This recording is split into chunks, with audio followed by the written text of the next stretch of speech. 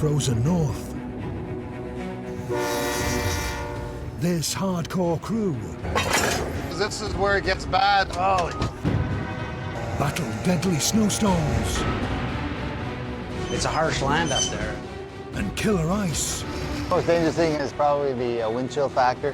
Things freeze pretty quick. to keep a crucial supply route open. The Ontario Northland Railway. This critical lifeline transports fuel, food, and freight to remote communities throughout deep winter. If you're not careful, the cold will beat you. If the trains can't roll through this frozen hell, Can't see so well. The snow and the ice really affects the brakes. these communities will not survive. The train is vital for them. There is no road. This time, Oh. broken machinery, What is going on here? twisted track, Could get dangerous, yes. Could have a derailment.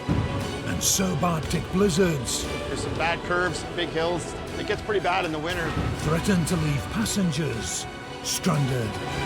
Ah, my worst day.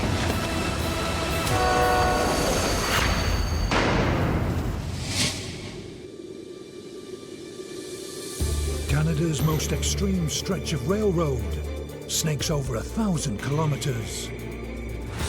It's a backbone of steel that connects remote towns and far-flung communities. It's a lifeline, in a sense, for Northern Ontario. It's almost a survival thing for them. The Ontario Northland Railway is one of the world's most northerly rail networks, a gateway to the Arctic. Almost 100 towns and villages are connected in the stunning frozen north, a draw for tourists and a vital lifeline for First Nations communities. From Moosonee, down through the freight hub of Cochrane, branches spider out across Ontario to towns such as Iroquois Falls, Hearst, and Timmins. The line extends as far south as North Bay.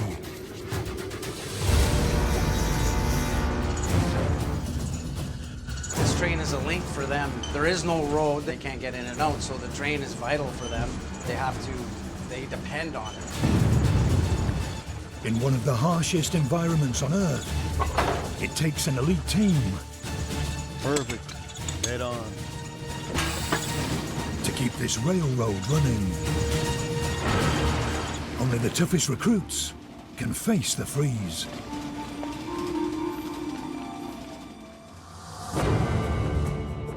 This railroad not only ships thousands of tons of freight each year, it also operates one of the world's northernmost passenger trains, the Polar Bear Express.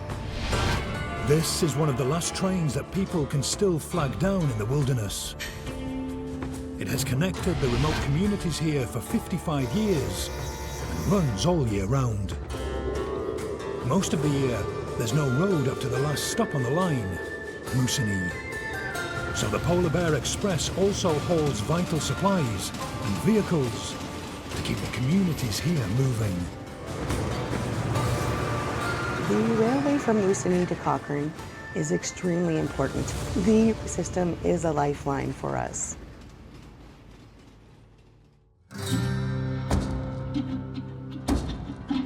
Many communities live entirely off-grid here, all year round. Michael and Ann Wesley run a traditional First Nations retreat close to Moosonee. The French River is that way. We're not going to the French River. We're going fishing down by the cabin. Visitors from the south come here to explore the wilderness and experience off-grid living. I just love the land up here.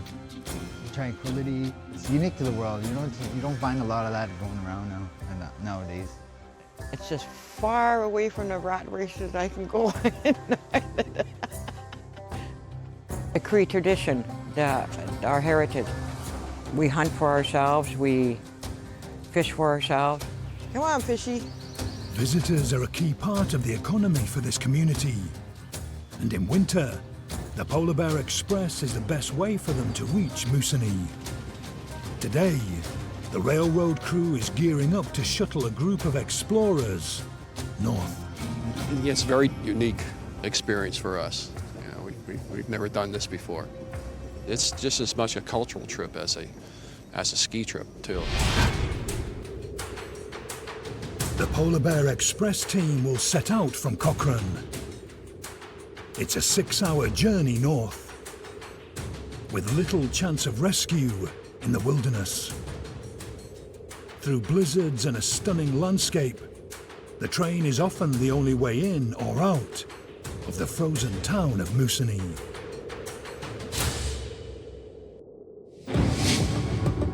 Weather here, it can be wonderful 1 minute, cold the next minute. You could freeze your feet, your hands, hypothermia if you're not wearing the proper clothes. The consequences would be bad. Once the train leaves Cochrane, it's on its own in the wilderness. A team of mechanics race to ensure it's ready to face the elements. We got to really make sure we don't mess up on these, because if the engine dies on the line, the guys don't have anything to keep them warm. So we got to make sure that these engines stay tip-top shape. Everything looks good, there's no oil. This is a train overhaul on steroids. Okay, so we drained the lube oil filter housing. So we'll sign that one off. The list of jobs is extensive, from checking the 1,000-litre cooling system for leaks to changing oil filters the size of dustbins. We don't change oil, we just change filters. Perfect. The locomotive engine works very differently to the average car engine. On a train, the engine does not drive the wheels directly. It drives an electrical generator, which powers traction motors on each of the axles, turning the wheels. This system means no gearbox is needed. Simply raising the current to the motors increases the power to the wheels. This inspection is really important. Our winter times are our hardest months. The locomotives are usually breaking down in the winter, and we have very little supply, so we need to get this one going. All right, man, it's time to fire these things up, make sure everything's running right. The mechanics fire up the 2,000 horsepower engine to ensure it's running smooth and strong.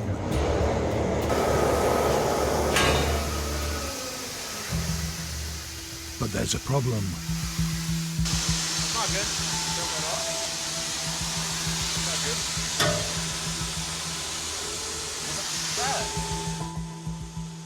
The engine has shut itself down. The mechanics scramble to find the fault and fix it before the loco needs to leave for Moosonee. We gotta move fast. Okay, I'll go check the oil.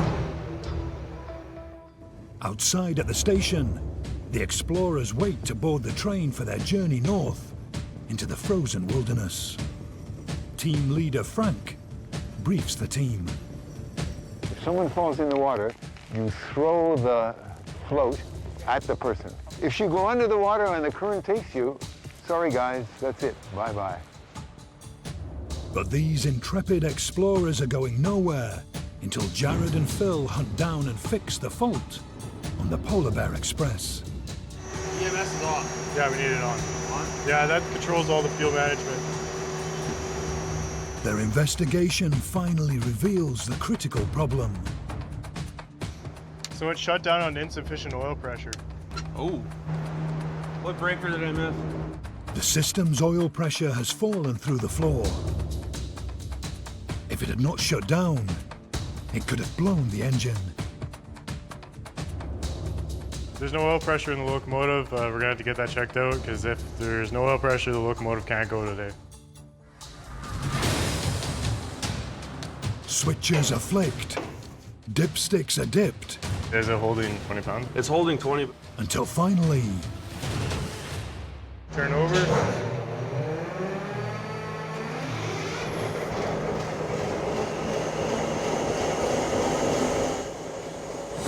changing the filters temporarily lowered the oil pressure and shut down the engine. The oil's replenished and the pressure builds up. The locomotive is good to go. It seems to be running good now, and it's sensing oil pressure. Gonna be good to go on the track. Hose her up. Good job, man. Time to get this train on the tracks.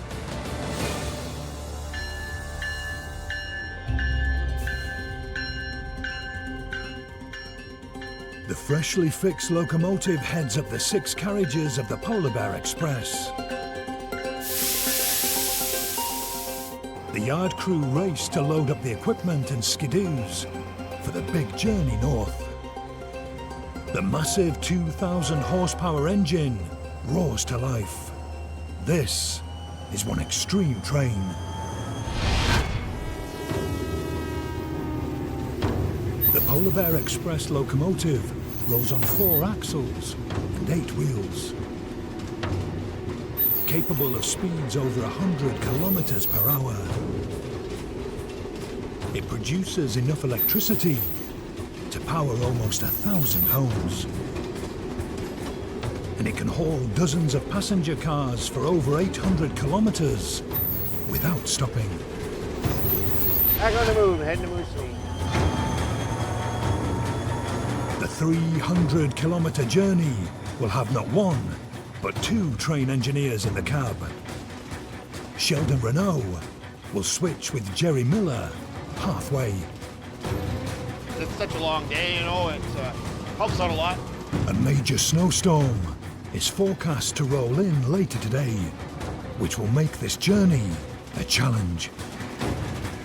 We've seen some pretty big storms. We've always ran through them. Heavy snow. Visibility is not the greatest. They close the roads up north here quite often. Any heavy snowstorms, they close them down. They just can't keep up with the snowfall and cleaning them. The storm is expected to dump up to 1 meter of snow, but closing the railway is not an option. To keep the line open, the team will need every weapon in their arsenal to clear the snow and get the Polar Bear Express through to Moosonee. Their biggest weapon,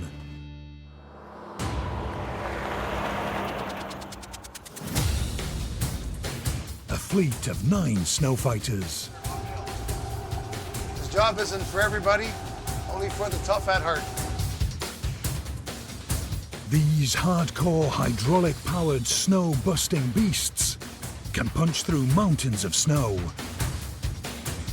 They're equipped with special blowers that suck up and spit out tons of snow each minute.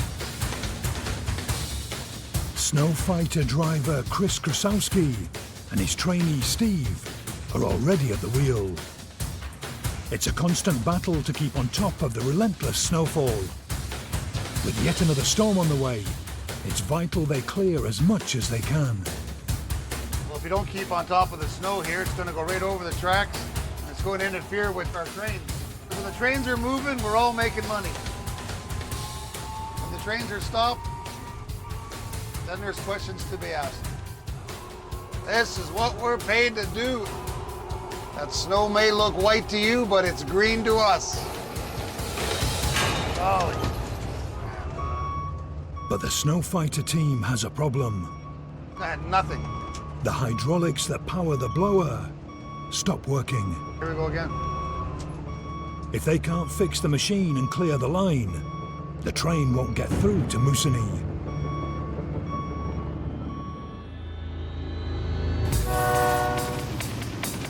On the Polar Bear Express, drivers Sheldon and Jerry power through the frozen wilderness.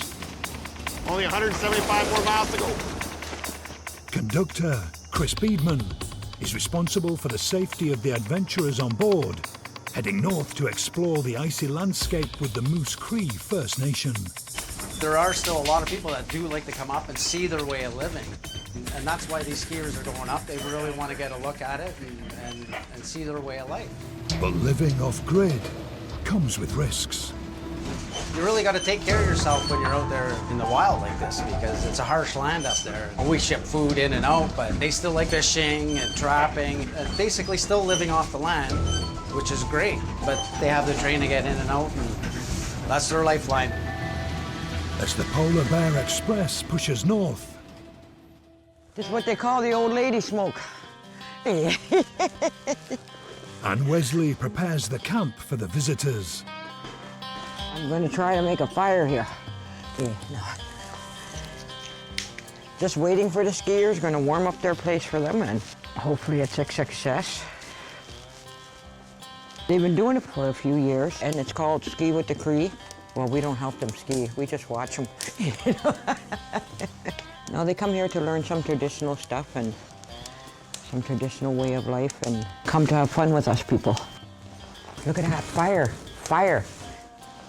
Fire, you know. The timber cabins here have added insulation for the uninitiated southerners. We'll make it nice in here for them. They got their mattresses coming. That's where they're gonna sleep. This is what we use out in the bush. I think they'll like it. They'll stay toasty warm most of the night. They won't have to get up 3 or 4 times to stoke the fire. Anne needs to work fast to prepare the camp. The explorers are just a few hours away. In the railroad's engineering shed, What is going on here? Chris's broken snowfighter arrives for emergency surgery. The machine is losing hydraulic oil. Hydraulic oil is like blood. It runs to every function of the system to make it work. So without blood, you can't work. Same as a machine. The snowfighter engine drives a hydraulic pump, which rotates at high speed. This forces over 700 litres of hydraulic oil per minute down a vast network of hoses. This pressure drives the blower and powers hydraulic cylinders that operate the plough and the wing shovels. But if a hydraulic hose to one of these pieces of machinery springs a leak, its operation will fail. If Chris cannot get the blower working, the storm may leave the train stranded in the wilderness. The Polar Bear Express makes good headway north towards Moosonee. Where are you guys from? Conductor Chris briefs the team on what to expect. They have been spotting wolverines up here. You don't want to see any polar bears too close, so don't go near that. They're ferocious. They're coming in closer and closer. They're looking for food, eh? There's a lot of panic, eh, when that happens.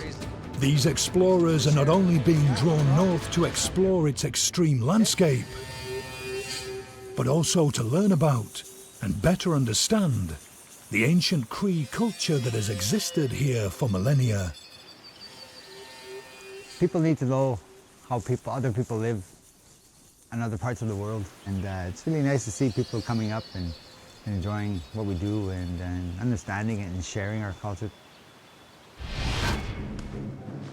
The Cree is the largest group of First Nations in Canada. Many traditionally follow the seasonal migration of their prey, fishing, hunting and trapping game. Living in semi-permanent lodges, they travelled by canoe when open water allowed, and by snowshoe and toboggan in the winter months. Today, the Moose Cree First Nation continues to keep traditional practices and Cree culture alive. So are you okay? Everybody ready? Michael and Anne's knowledge of the land and the Moose River is essential to keep visitors here safe in the harsh environment. The main trail is right here if you want to go on the main trail. The most dangerous thing of being out there in the open is probably the wind chill factor. Things freeze pretty quick. In your face, you won't really feel it. If your ears exposed, you won't really feel it. It'll just freeze quickly. Michael guides explorers along the Moose River, which is frozen this time of year. A lot of times things can go wrong, snow machine can break down. I fell into the ice one time. Luckily, the last thing I grabbed was my trusty lighter. I was able to make a fire, yeah, we survived. We try not to take them to too much of an extreme out there, you know. We try to make them enjoy as much as they can, and if they wanted that extreme adventure, sure, we'll take it to them. On board the Polar Bear Express, the oncoming storm looks set to close all other routes north. In the wintertime up here, they shut the highways down more often now ahead of time. They close it down more out of precaution, you know, so they don't end up having a vehicle collision or something or fatalities. You don't want to be out there on the highways, that's for sure. It's critical the line remains open. It's the only way those on board will make it to Moosonee. Throughout the winter, an army of more than 120 track maintenance crew check every centimetre of the railroad to find and fix sections of damaged track. Snow and ice warp the rails and pull apart the joints. It's a constant battle to keep the track in shape. Yeah, right under that hose got to come up. Track Inspector Rich Ferguson and his team are gearing up to repair a section of track before the next storm rolls in. So here we have a hump. If we ran our eye along the rail, this is a hump here. Rich has discovered a series of dips in this section of track. A 3-inch hole, that's a deep one. It's less like a railroad and more like a roller coaster. Yeah, right there. As winter bites on the railroad, the entire track is in flux. The ground beneath literally moves, causing the metal rails to warp and twist. This remarkable phenomenon is called frost heave. It's just starting to all move now. The next few weeks, it's going to change a lot. Could get dangerous. Could have a derailment. A severe spot, the train could derail. During summer, thawed groundwater collects beneath the track in pools. As the brutal subarctic winter bites and temperatures plummet to -40, the water freezes and expands. It pushes up the earth and dangerously buckles the track to form humps and dips. When these grow too large, the couplings between the train cars are put under huge pressure until they finally break apart. Good chance the train could uncouple. The train could lose half their train. So we're trying to avoid that. Luckily, Rich spots this troublesome track before it could derail the Polar Bear Express. Well, the colder it gets, the hump could get worse. It takes about 5 hours for the train to get from Cochrane to Moosonee. We don't want it to be 10 hours, right? Passengers would get very upset. Rich and his crew have their work cut out to complete the fix so the train can pass through. We have to protect the train, protect the track, you know? Try to keep the train safe, everybody on it.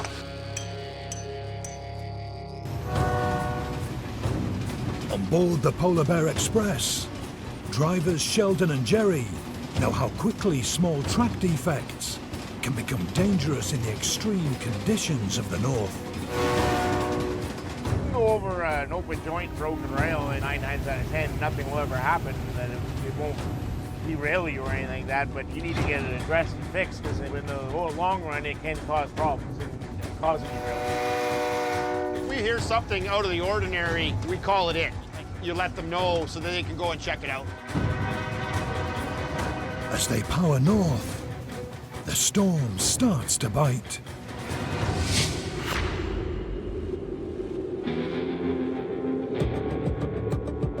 And in the engineering yard, the pressure mounts on Chris and his mechanic to fix the faulty Snowfighter. Yeah, the 2 buttons on towards the engine and the 1 towards me. 3 at once. The hydraulic system that powers the snowblower is leaking, leaving this critical machine powerless. That's where it's coming out. We're trying to get this done as fast as we can, so we can move that snow on the main line. It takes an hour of poking. Is that good? And prodding. Was it the O-ring? Yeah. To identify the problem. An O-ring, or rubber seal, has perished, causing the fluid to leak. And there's the broken O-ring. This is the reason why I'm down. 1 O-ring. Without the O-ring, we have no brooms. And it's just gonna leak hydraulic oil. Mechanic Chris strips down the hydraulic hose and replaces the O-ring. Only when they fire up the fighter will they know if their fix has worked. Hey! Nothing came out. Nothing's coming out. No. Perfect. I took care of it. It was the O-ring, so I was right on that. Okay. The Snowfighter is ready to do battle once more. Chris races to get out on the track and clear a path for the Polar Bear Express.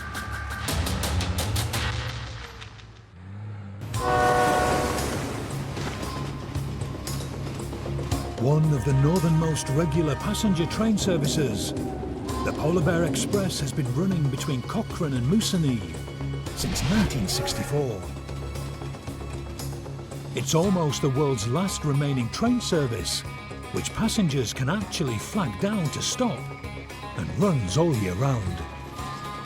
For over 50 years, the Polar Bear Express has carried a dining car, serving breakfast, lunch and dinner.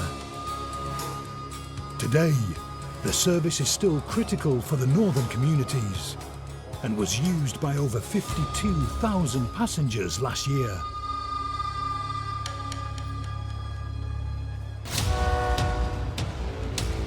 On board the train, Sheldon and Jerry pin their hopes on the storm holding off.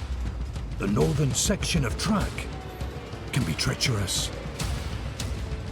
There's some bad curves, some bad big hills, stuff like that, and it gets pretty bad in the winter. You don't want to really tempt fate if it's that badly out there.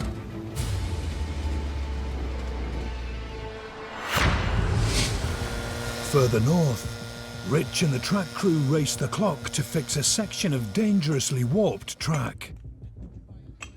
The cars on the train could uncouple. He could lose half his train or his whole train. These humps and hollows are caused by frost heave, the freezing and expanding of water beneath the tracks. The frost penetrated the ground, it froze the water underneath the ground, caused the ground to move, and it created a hump. Other spots it'll sink, and we're gonna run out the hump, so there's less of a jolt for the train. Rich uses blocks of compressed wood, called shims, to even out the track. Sometimes we have them that thick, like 2 inches, 3-inch shims. This is like 3/4 inch. Or just a temporary fix while we have a frost heave. The team will jack up the track where it dips down to form a hollow, then hammer in wooden wedges. These shims hold the rails in place and smooth out the gradient. But this can only be a temporary fix. In spring, when the frozen water beneath the track melts, the shimmed sections will be left high and dry until the track team return to remove the shims. Come springtime, they have to come out. Otherwise, that'll stay up. When this goes down, that'll stay up. It'll be backwards. It'll be like reverse to what we have right now. Fixing the track is a relentless battle. The moment the team complete a repair, Mother Nature sends them back to square one. Up here, they're shimming a lot more. Up north, they got colder weather, and normally they shim pretty much all winter long here. So we're just digging it out so then we can get the shim under at the highest spot. So then it's not a hole anymore, so it's gradual up for the train. It's a back-breaking 20-minute fight to fix the first hump. That's one spot, 11 more to go. Rich and his crew now need to pull out all the stops. So we have a lot more to do. We are behind right now. The Polar Bear Express is bearing down on them. It's hit the halfway mark, and it's time for drivers Jerry and Sheldon to switch over. Time to work.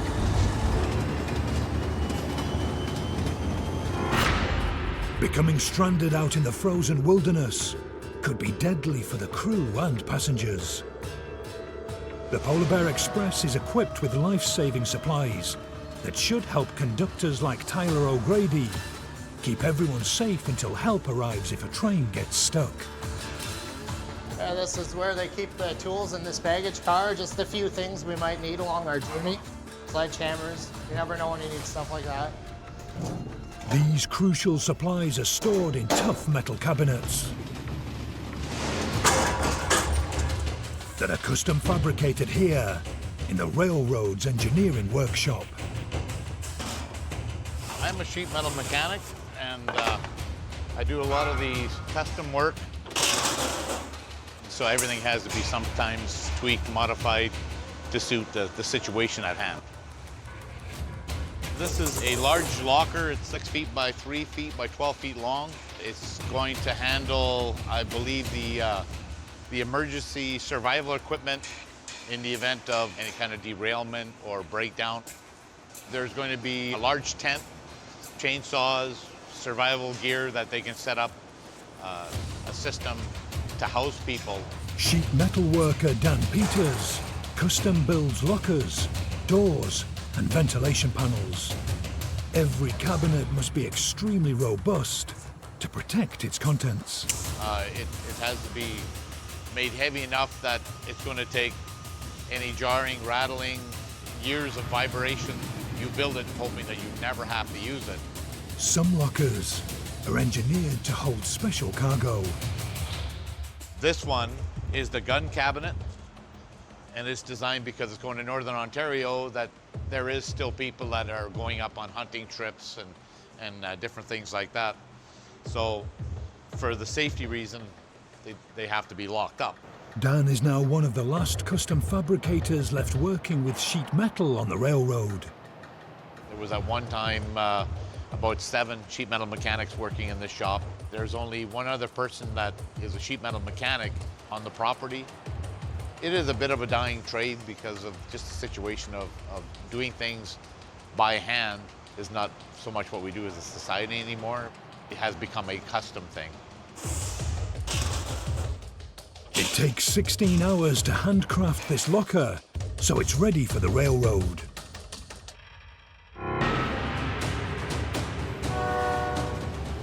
On board the Polar Bear Express, engineers Jerry and Sheldon are counting on the track crew to fix the rails, and the Snowfighter to clear the northern section of line. In the baggage car, Tyler checks on the survival equipment in case they run into trouble. So this holds fusees in case an emergency. So if you use them for flagging the train, if you were to break down, you could run out and you put one ahead of the train and one behind the train.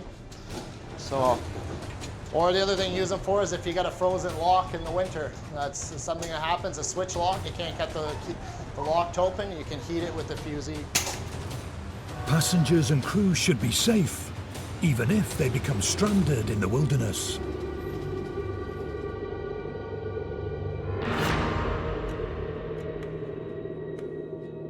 At the camp, Anne prepares for the passengers' arrival. I'm cooking up some moose stew. This is from a young bull. Probably about a year or 2 years old, this bull. So the meat is going to be very, very tender, juicy. Very good meat. Any wild meat dish is traditional here You can have goose, moose, even some people have beaver, rabbits do. It's a land that provides us our food. That is all on there. I'll put this on the stove and we'll let it boil for about an hour.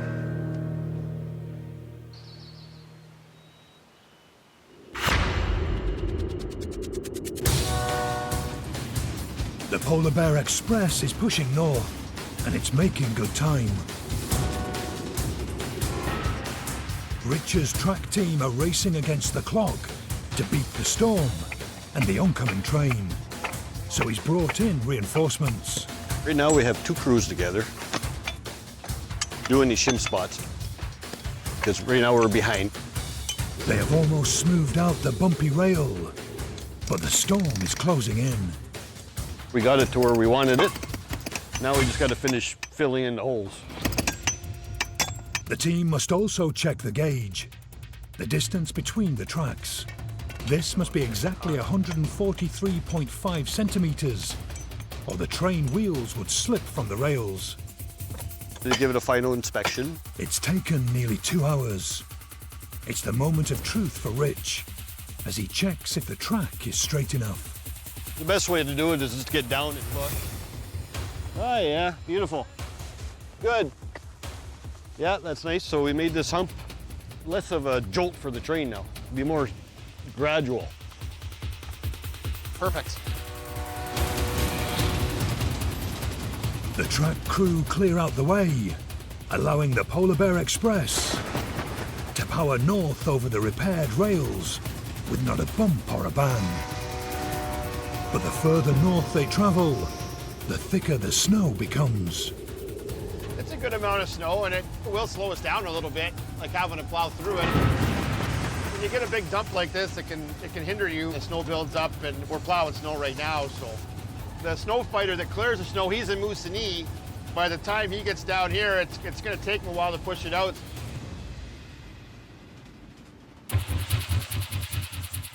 Come on, Pokey, let's go. Okay, ready to rock and roll? With his Snowfighter fixed, driver Chris and his trainee wingman Steve must work fast to clear the line.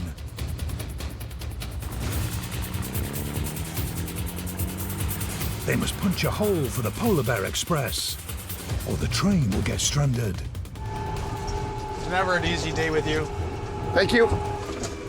Do you have that screwdriver? No, I get back to the mechanic. Oh, I should have kept it. Then I'd be known as that guy that takes things off the mechanic and don't give them back. No, he would have said keep it. See some snow fly here. It's plow down time. Golly. Trainee Steve needs to avoid taking out signs as the wings push the snow out and away from the track. Watch that sign that you hit earlier. You can pick your friends, but you can't pick your wingmen. Okay, we're digging here though. You gotta bring this up. Steve must constantly adjust the depth of his wings to avoid damaging the track. Put your wing up, it's too deep. You gotta go a little fast to throw the snow in the bush. Speed helps. You're not digging no holes, you're not hitting no signs. For trainee Steve, it's a steep learning curve. You hit that sign, I'm hitting you, that's it. If you hit me in a dream, you better wake up and apologize. But Chris sees potential. See, one day you'll be sitting here doing this, teaching some young buck. Maybe your son. Maybe your son. As they push north, the drifts get deeper and deeper. Ah, my worst day. This section of track is notorious for snow buildup. This is where the snow drifts are every year, right here, for the next 3 miles. We're going to hit some deep snow. You're going to see some snow fly. There we go. When the snow drifts are this deep, it can take several passes to clear the line. Chris has been fighting the snow here for 27 years, and his experience makes all the difference. This is where it gets bad on my beat, right here. Coming up to another big spot here. It's thick. After more than 2 hours pushing snow, Chris and Steve have cleared the track. Put the damn tail up.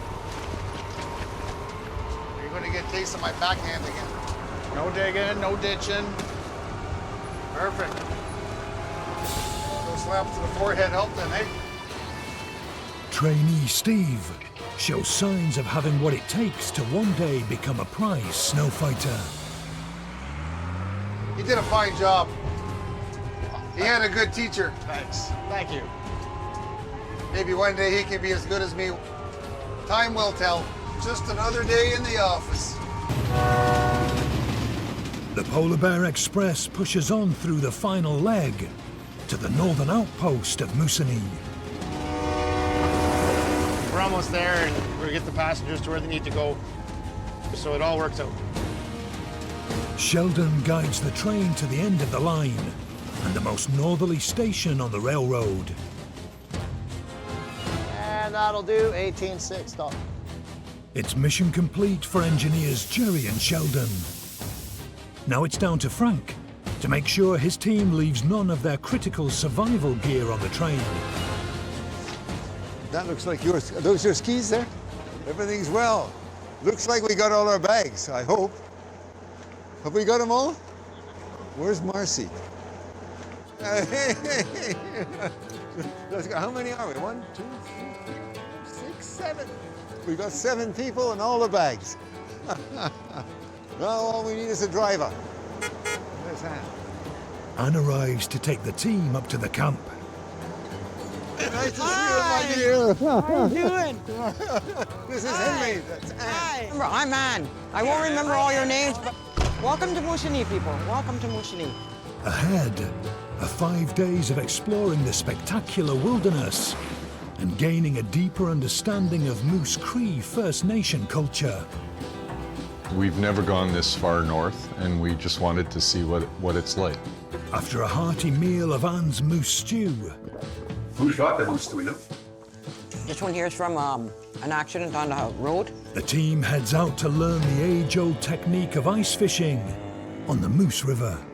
If they don't catch a fish, they can't go home. Yeah. Anne's technique may be a little unorthodox. You gotta sing to them, okay? Yeah, you get down and you go in the hole. They'll come now. Fishing is not only a sport, but it's a part of life here. The Southerners gain friends for life. This is special. I've learned to relax and not fret about things. I've had some different foods to eat that I've never had before. Yeah. We had moose stew. We're not sure what we're going to have tonight. I think moose. Yes. I don't know, could be. A big part of the learning is to understand the impact of trying to westernize their culture. There's a lot to be learned both ways. After an epic 6-hour mission, the explorers from the south have made it 300 kilometers north into the wilderness. Come on, fishy. Some people come up here with an open mind and really enjoy the culture that we have to offer to them. It's taken the hard-working track team. So we made this hump less of a jolt for the train now. The eagle-eyed Locomotive Engineers. Oh, it's been a great day. We managed to get the inspection done. And the tireless train crew. It's the train that keeps everything connected up to north. To keep the gateway to the Arctic open on one of the world's most extreme railroads.